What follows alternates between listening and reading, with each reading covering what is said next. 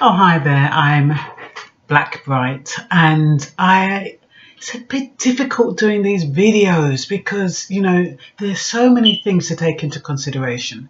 Now, the video I'm going to show you concerns a young child that's aged between 2 or 3 years old. Now, I did the video before, and then it suddenly occurred to me, while the mother is blasting this child's picture all over social media, I don't think it's appropriate for me to do that. So I'm doing it again without the child's face, but just with what she's saying. Now, the importance of this video is that a young child is being asked by her mother who ate the Mr. Kipling cakes. And what she's saying is that someone came in and a black man ate them. And the mother is saying, well, why wouldn't he steal the TV? Why wouldn't he steal jewellery and whatever? Why would he take just the cakes? And she's going, it's a black man. Anyway, it's a very alarming, really, from our point of view, because it's a young white child.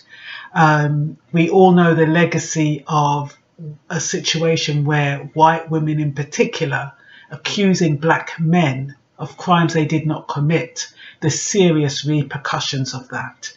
Some men do years and years in prison. It's not funny. Now, this mother, the way she responds when the child said, oh, it was a black man, she's laughing. I don't know if it's a nervous laugh, but it's not a laugh that makes a child realise that she's said something wrong. So I'm going to let you listen to it. I'm not going to let you see it this time, okay? Where are they gone? You don't know. So who ate them all? Someone come round and they just ate them all. Someone come round and ate the cakes? Yeah. So someone broke into a home and ate Mr. Kipling's Angel Slices. Didn't take the TV, didn't take, some jewellery. They took these cakes. And it was a black man.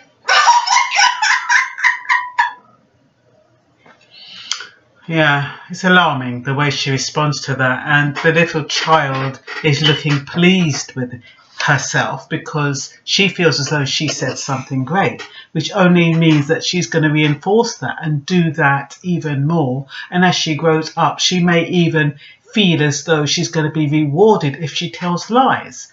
Now, how the mother should have reacted was, you shouldn't say things that are not true. You can get people into trouble. That should have been her response. She should have cautioned the child, not laugh like that, and then have the audacity to put it all over social media with her little child in a cot.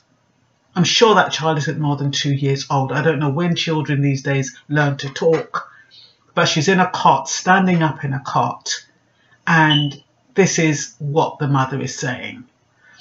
So, my question is that where did that response come from? What made that child make that allegation, false allegation, that could potentially convict a black man? If that child was a bit older, much doesn't even have to be older in certain circumstances. No one's going to believe that child is going to make that up. If that mother didn't say, they haven't stolen a TV, they haven't come in, our house hasn't been broken into, the police could have easily contrived something. And that could have been potentially serious situation. They say that children aren't born racist. They say that it's learnt, but we have to give children credit. They are aware of differences. They're aware of different textures of hair.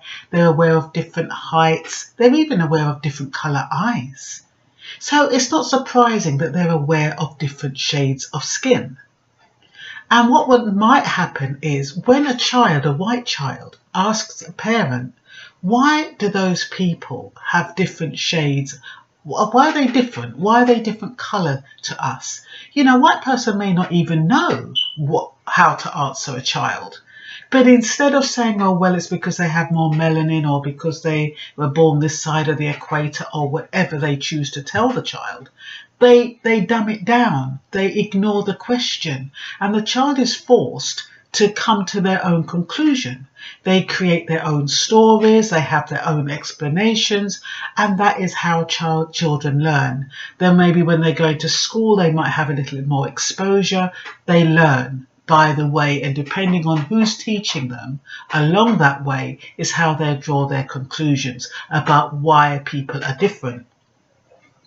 Now, it's very important for parents to guide their children, to tell them as much as they know. In a time of diversity, they need to educate themselves. So when children ask these questions, they're not floundered.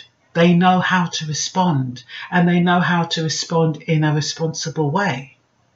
Not giggling and laughing and hiding and shoving it underneath the carpet. Would you believe that a Dr. Bigler, I think his name was Dr. Bigler. Anyway, 2006, they did a big survey of all these children and asked these children why they thought that 43 presidents were white.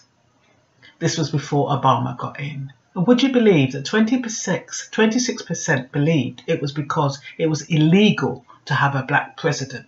They genuinely believed that because they couldn't think of any other explanation.